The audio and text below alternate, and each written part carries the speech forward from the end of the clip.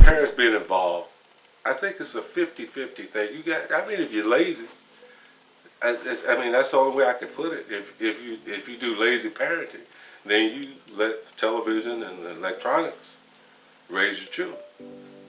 But if you get your children involved in things, and then you're there with them, then that's what you should do.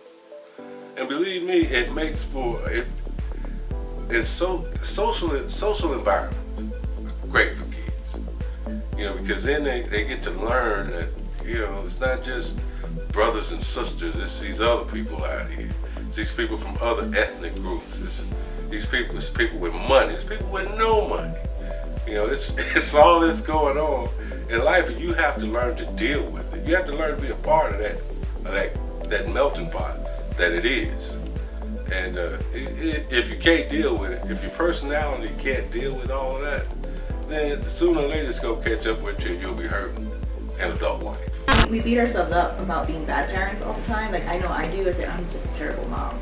I'm a terrible mom. And the other day we were in the kitchen and I said, I'm a terrible mom. And Noah goes, I think you're the best mom in the world. And Avon goes, I don't think you're a great mom. And he was joking around, and I looked at him like, and he goes, I'm just kidding. 99% of the time you're not mean. So I'll take that. I'll take that. 99% is a good percentage for me. Don't become a father if you're not ready to become a father.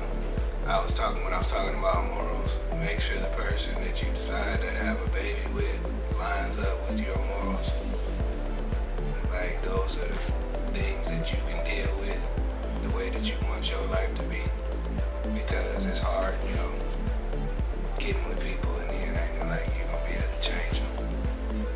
Because they are who they are. So,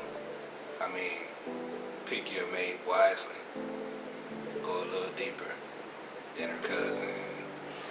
And, you might want to go to a couple of family events. Pick them wisely. But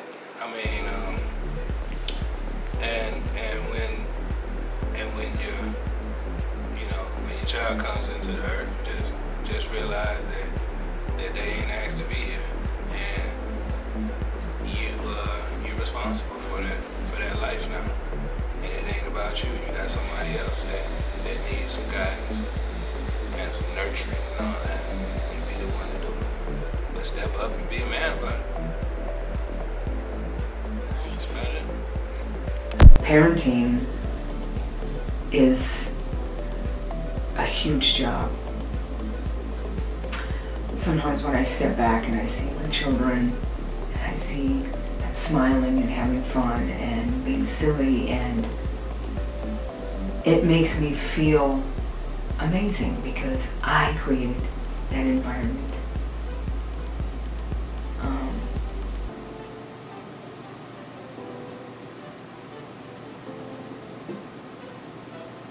And there's no amount of money in the world, none, that could give me that same feeling when they laugh and they're happy.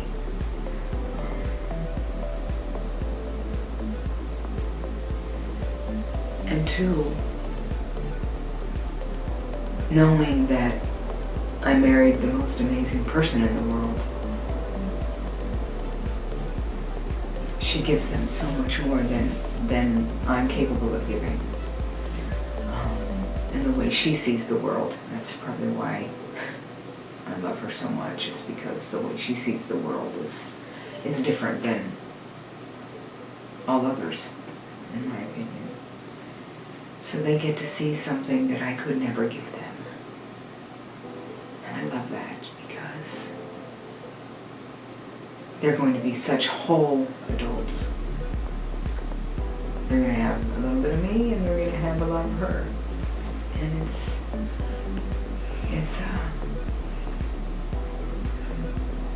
amazing. And I'm going to really look forward to seeing them when they get on that horse and they're going to be able to handle it. As far as the people that I have dealt with while I have had kids, almost none of them, and none of them have met my children, other than the ones that I pretty much felt like it could be something. Now, if it was just somebody that I was dating, no, we wouldn't see children or nothing like that. Pretty much the people that met my kids, those are the ones that I saw, you know, it could be some longevity. It's a team effort, and that's what keeps you from being overwhelmed, is being able to understand that we're both working towards the same goal and beliefs, and I think that's important too, while the Bible says not to be unequally yoked. Because it can, you can start trying to work towards different things, so the way you get to solutions can be different, and that could be very overwhelming. So I think you minimize a lot of that by working together and being on the same page. So I don't really think I've ever been I've always, you know, there's day-to-day stuff that makes you overwhelmed. Being a parent can overwhelm you. But I think not to the point necessarily where I needed to, you know, escape or, you know. Whether or not you're super into the dad thing, you know, some parents are like crazy. I don't know how to explain it. Like this, you see those parents like, oh, I'm all about my kids and my whole life is about my kids, and we're not like that. And sometimes maybe that feels like, especially Maggie, she feels like, oh, are we bad parents? Like we're not like, you know, like smothering our kids or something. I was like, it's everybody's different, and she might hate us if we were like that. Like, oh, we love you so much and hang out with us all the time. No, we're not doing that. Sorry. So try not to compare yourself. Maybe that's the final thought. Try not to compare yourself too much, because literally every family's different, and yours is not going to be the same as ours or anybody else you see on this interview. So just kind of roll with your own flow.